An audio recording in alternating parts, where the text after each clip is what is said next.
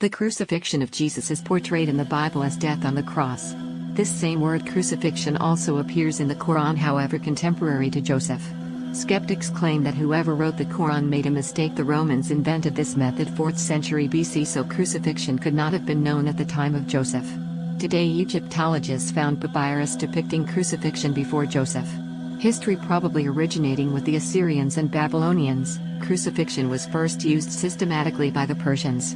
In its earliest form in Persia, the victim was tied to a tree or post, or even impaled on an upright post, with feet clear of the ground. Only later was a cross used. In the 4th century BC, Alexander the Great adopted crucifixion and brought it to the Mediterranean shores, where his successors.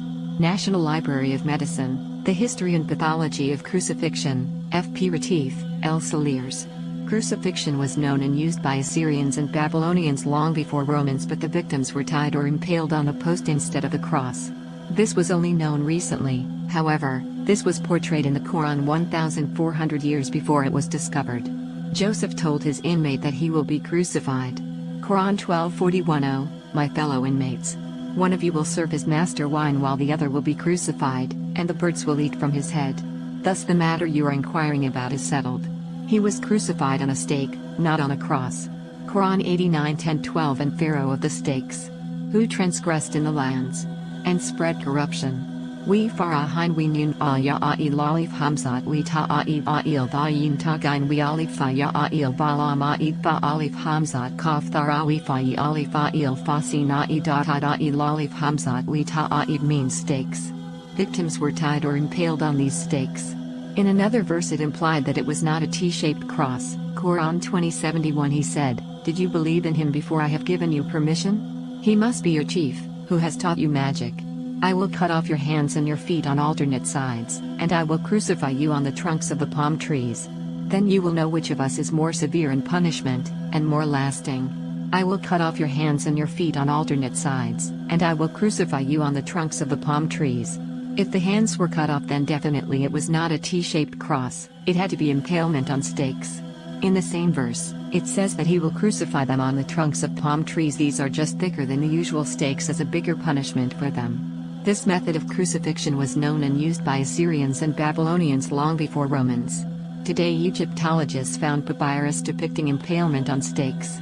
Hieroglyph for impalement on a stake. Figure 4, hieroglyph writing for stake. RTJ hour to put on the stake for punishment debt. Determinative, hieroglyph for classifying Egyptian words. Here it shows an impaled man bent upon a stake.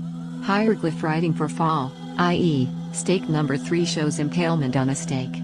Mentioning of impalement in the Theban account Papyrus Boak 18. Papyrus Boak 18 is dated to the early 2nd intermediate period reign of Chencher-Sophotep II, both of them kings from the 13th dynasty. It is translated as, a bloodbath had occurred with wood. The comrade was put on the stake, land near the island, waking alive at the places of life, safety, and health. This proves that impalement on the stake was known and used by Egyptians before Joseph. How could an illiterate man who lived 1,400 years ago have known if crucifixion was known or not? In the Christian Bible, Jesus insists that the only sign we should verify is him being in the grave for 3 days and 3 nights. Matthew 12:38-40. So we are checking. He was crucified on Friday afternoon, the day before the Sabbath, Mark 15:42, and then he was resurrected on Sunday morning, Mark 16:9. Between Friday afternoon and Sunday morning, there are 36 hours. Can anyone fit within those 36 hours 3 days and 3 nights?